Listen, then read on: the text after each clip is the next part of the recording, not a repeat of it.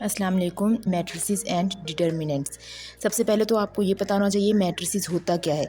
कह रहे हैं आर रेक्टेंगुलर एरे और a collection of real number which is enclosed by the brackets. कोई भी रियल नंबर, कोई भी नंबर मैथ्स में जो हमारे पास इन ब्रैकेट्स के अंदर क्लोज कर दिया जाए वो हमारे पास होता है मैट्रिसेस। अब इन ब्रैकेट्स के अंदर हमने नंबर क्लोज तो कर लिए। अब इसमें दो तरह के नंबर क्लोज होते हैं, या तो सीधे इस टाइप में हॉरिजॉन्टल वे में या तो वर्टिकल वे में।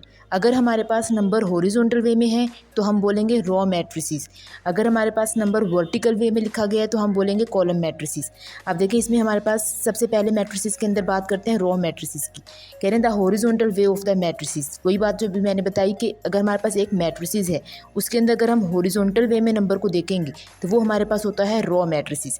तो इस मैट्रिसेस के अंदर हमारे पास दो रॉज बन रही हैं और इस मैट्रिसेस में हमारे पास सिर्फ और सिर्फ एक रॉ बन रही है। इसी तरह अगर हम लोग कॉलम मैट्रिसेस की बात करें तो जो वर्टिकल वे होता है ना हमारे पास मैट्रिसेस का, अब इस मैट्रिसेस के अंदर देखें ये हमारे पास वर्टिकल वे है। वर्टिकल वे, वैसे तो हम इसमें अगर हॉरिजॉन्टल की बात करें तो हमारे पास यहाँ पर कितनी रॉज आ रही हैं, 3 रॉज। लेकिन फिलहाल क्योंकि हम कॉलम मैट्रिसेस की बात कर रहे हैं तो हमारे पास यहाँ पर 2 कॉलम बन रहे हैं। तो हमारे पास ये इस मैट्रिसेस में कितने कॉलम बन रहे हैं, 2 कॉलम।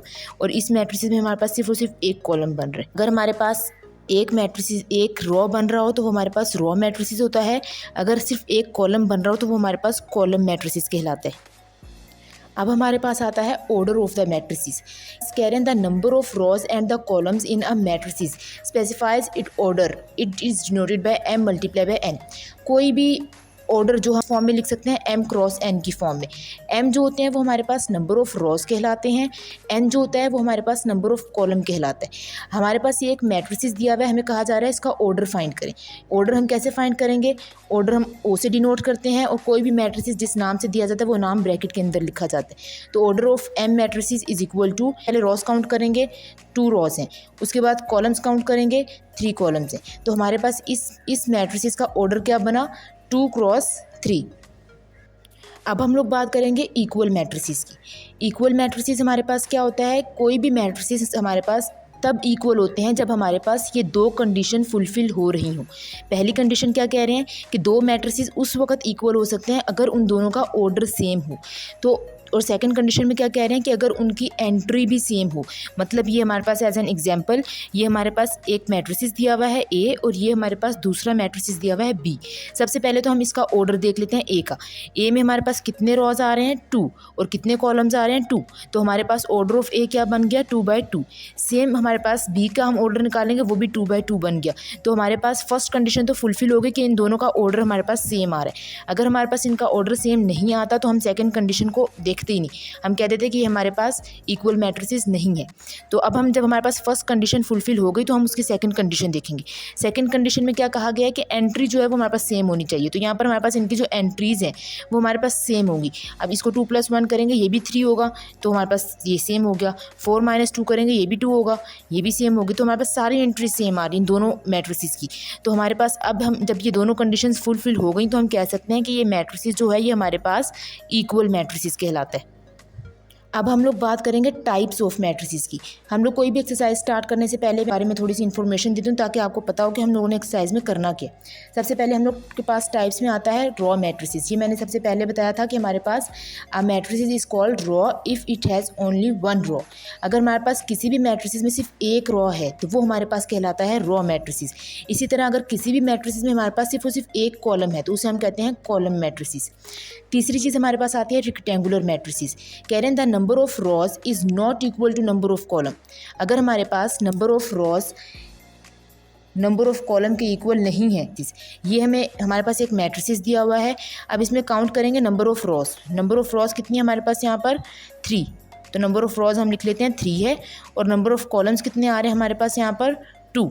तो हमारे पास ये इक्वल नहीं है। तो जब ये इक्वल नहीं है तो हमारे पास ये रेक्टेंगुलर मैट्रिसेस होगा। अब हम बात करते हैं स्क्वायर मैट्रिसेस की। तो स्क्वायर मैट्रिसेस में बिल्कुल इसी का ऑपोजिट हो जाएगा। इसमें हमारे पास number of rows is not equal to number of columns हैं, तो इसमें हमारे पास number of rows is equal to number of column होगा। अब इसमें ये देखें एग्जांपल में हमारे पास कितने हमारे पास नंबर ऑफ रॉज हैं यहाँ पर, 2। और कितने नंबर ऑफ कॉलम्स हैं, 2। तो हमारे पास यहाँ पर नंबर ऑफ रॉज भी 2 आ गए, नंबर ऑफ कॉलम्स भी 2 आ गए। जब हमारे पास नंबर ऑफ रॉज और नंबर ऑफ कॉलम्स सेम होंगे तो वो हमारे पास स्क्वायर मैट्रिसेस होगा। अगर हमारे पास वो सेम नहीं होंगे तो हमारे पास वो रेक्टेंगुलर मैट्रिसेस होगा। उसके बाद हमारे पास आता है नल मैट्रिसेस। नल से तो हमें नाम से भी पता चल रहा है कि ऐसा मैट्रिसेस जो खाली हो, जिसमें हमारे पास कुछ भी ना हो। तो कह रहे हैं if each element of a matrices is zero, किसी भी मैट्रिसेस के हमारे पास एलिमेंट्स अगर ज़ीरो हैं तो वो हमारे पास कहलाता है नल मैट्रिसेस, और इसको हम ज़ीरो मैट्रिसेस भी कहते हैं। फिर हमारे पास आता है transpose of matrices, changing the rows into column and the column into rows. किसी भी मैट्रिसेस का अगर हम रॉज को कॉलम में इंटरचेंज कर दें तो या कॉलम को रॉज में इंटरचेंज कर दें तो वो हमारे पास कहलाता है ट्रांसपोज ऑफ मैट्रिसेस। एग्जाम्पल में हमें ये इन्होंने क्या दिया है, कोई भी मैट्रिसेस दिया हुआ है, इसका ट्रांसपोज कैसे लेंगे। ये हमारे पास रॉ है, रॉ को हम लोग कॉलम की फॉर्म में लिख देंगे, ये रॉ को हमने कॉलम की फॉर्म में लिख दिया, तो ये हमारे पास क्या आ गया, इसका ट्रांसपोज आ गया। हमारे पास बात करते हैं नेगेटिव मैट्रिसेस की। कह रहे हैं let A be a matrices then it's negative minus A is obtained by changing.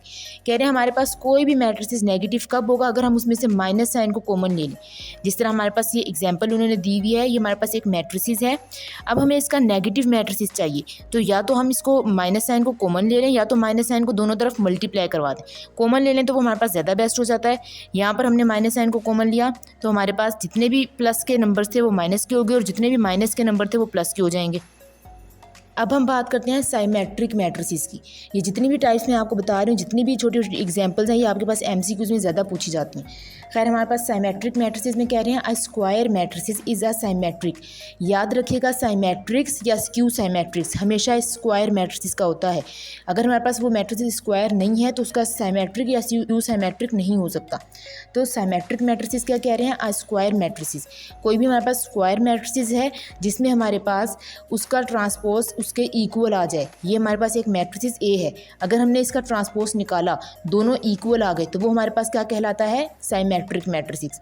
Example में हमने ये एक मैट्रिसेस ले लिया एम, ये हमारे पास मैट्रिसेस है। अब हमने इसका ट्रांसपोज ले लिया। ट्रांसपोज कैसे मैंने बताया था, रॉस को कॉलम में लिख देंगे, सेकेंड रॉ को सेकेंड कॉलम में बना दिया, थर्ड रॉ को थर्ड कॉलम।